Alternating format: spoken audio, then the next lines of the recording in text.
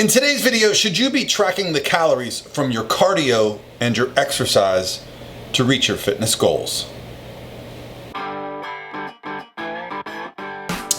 Hey guys, what's going on? This is Paul Ravella from ProPhysique.com, and today I'm answering a question for you from my Instagram direct messages. In fact, it's a question that seems to be coming up a lot, and when I start to see these questions repeat themselves in my direct messages, I think, wow, this is probably something that's kind of on people's minds. And so a lot of times these are the topics I love to cover. And for this specific topic, it comes down to, how do you track the calories burned from exercise? And how do you track the calories burned from working out? And how do you adjust accordingly to your nutrition plan based on your goals? And I have a great answer for you, and I have some great thoughts on this, because this is something as a coach that I really think we need to understand pretty darn well. Because there's a big misconception right now with fitness trackers. So some fitness trackers will actually tell you, hey, based on how much you ate and how much you worked out, you need to eat more.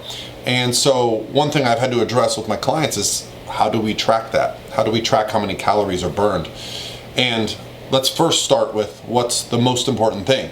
If you are not already tracking your diet, then it's a waste of time to track your calories burned, okay? You need to first and foremost, beyond anything else, figure out what your maintenance calories are and how to adjust from there. Now, how do you figure out what your maintenance calories are? Well, I've done many videos on this topic, but the basic idea is that you track your calories for about a week using a fitness tracker. Now, only using it as a diary, and for this reason, I really like the app called Fat Secret. But you just track for about a week, and you just get an average baseline of where your calories are at. And then if it's been an average week for weight, maintaining and activity, then that gives you a good idea of where your maintenance calories are at. Because a typical person, when they overeat their calories, they're going to be a little bit less hungry the next day. And if they undereat their calories, they're going to be a little bit hungrier the next day. And so it goes like that. Our body has a very good way of kind of maintaining its weight, homeostasis. So when it comes to ensuring that we are losing weight, gaining weight, whatever our goals may be, we need to first track our diet. So if you're asking me or DMing me about how to track the calories burned from exercise, but you're not tracking your diet, you're wasting your time. You're wasting your time, and here's why. Tracking your diet, tracking your calories, that is much more reliable, okay? We are gonna be much more advantageously positioned if we are tracking our diet on a daily basis. Now, of course, there's going to be variation in food, and if you're not preparing all your own food, there's going to be variation in even estimates, but just getting an outline of what we should be looking at is going to give us a good idea, and it's also going to keep us accountable to ourselves. Once you have that baseline number of where your calories are to maintain, if you want to maintain your weight and you exercise, well, it's already built in. This is what you've been eating all this time. So if you want to maintain your weight, you don't need to eat more. A lot of people have been asking me, like, should they add back the calories they burn from exercise? If you want to gain weight, yes. If you want to lose weight, you don't want to eat back the calories you burn from exercise, because we need to be creating a caloric deficit. I don't look at exercise as an activity that is done to lose body fat, okay? I look at food and cardio and exercise as things that I enjoy. I just play with the levels whenever I have a specific goal. I don't look at cardio as bad, okay? I don't think that exercising is something we should do for punishment. I don't think it's a good idea to say, oh, well, I had 3 donuts, all I have to do is go for a 30-minute run or something like this. That's ridiculous. If you want to eat 3 donuts, eat 3 donuts. So what I'd encourage you to do is just figure out what that homeostatic number is for calories. And then if you want to do some exercise, you can use that to create a deficit, or you can pull from your calories if you keep your activity levels the same. You should just be playing with these variables and finding a level of enjoyment for you to reach your goals.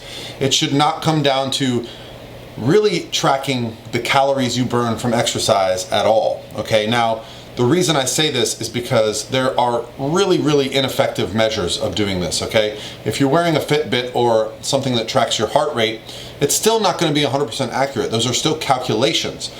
What I like to do instead is actually just pay attention to progress. That's right. If you take pictures, if you take measurements, if you track your weight, you're going to get a bigger picture of what's going on with body composition, okay?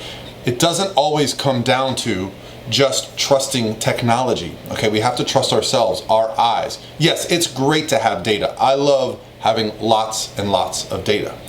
But I think that sometimes we can get a little bit overload of data and we can start to overanalyze. Okay, there's this thing that I learned in business school called paralysis by analysis, meaning you're so focused on all the things that you could be doing and you want to get it exactly right that you fail to actually ever get started.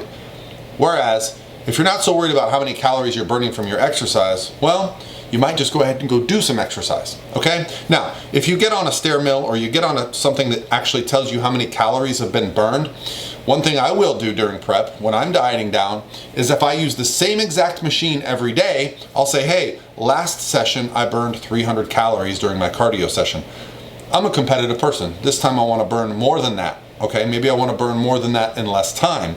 Maybe I want to, instead of a 30-minute cardio session where I burn 300 calories, I want a 25-minute session so I push myself harder, and vice versa. It all comes down to how you want to do it, how you want to do it to push yourself. But because I'm using the same machine, I say, well, at least I know there's some consistency there. But if you're trying to trust different machines in different locations, heck, even different styles of machines, it's really going to be quite variable. Okay, so I think that using the Fitbits, using your apps to kind of track how many calories you burn during a day, it's too much. It's not something that I focus on with my clients. Instead, what I focus on is setting up a nutrition plan, a training plan, a cardio plan, and then what we look at is the results after a week. And I know if we're not seeing progress, something needs to change. That means I can either increase the deficit if we're trying to lose fat by increasing cardio, dropping food, or perhaps some other approach where we say, hey, how many steps are you getting a day? That's probably been the most advantageous I've found about the fitness trackers, is actually the steps. Because, hey, you don't want to start getting into a position where you're trying to lose weight, so you do an hour of cardio at the gym, but you used to go for a walk, but now you're too tired to go for a walk because you're doing the hour of cardio, and you just end up trading your cardio sessions for your lifestyle cardio, which might actually be more therapeutic for you, going for a walk, being outside, doing things. So it's important that we are continuing to progress when we're trying to set goals like this. So hopefully you understand why I'm not giving you specifics on how to track your calories burned from exercise. It's because I've never done it, okay? I've never asked a client to do it. The most I'll do is ask for your daily steps, because that just tells if you're being sedentary or not. And if someone is doing cardio sessions on a machine that I'm not familiar with, I might say, hey, how many calories does the machine say you're burning in a 30-minute session? Then we can kind of work on that. But generally, it's going to be the specifics of time and intensity that I focus on when it comes to cardio and exercise, not the calories burned. Okay, guys, hopefully that answers your question. And hopefully this isn't just some new obsession like food obsessions, like something like orthorexia, where we start to see people so hyper-focused on the amount of calories they're burning during their cardio and exercise sessions. Maybe it will be. We'll figure it out. All right, guys, talk to you soon.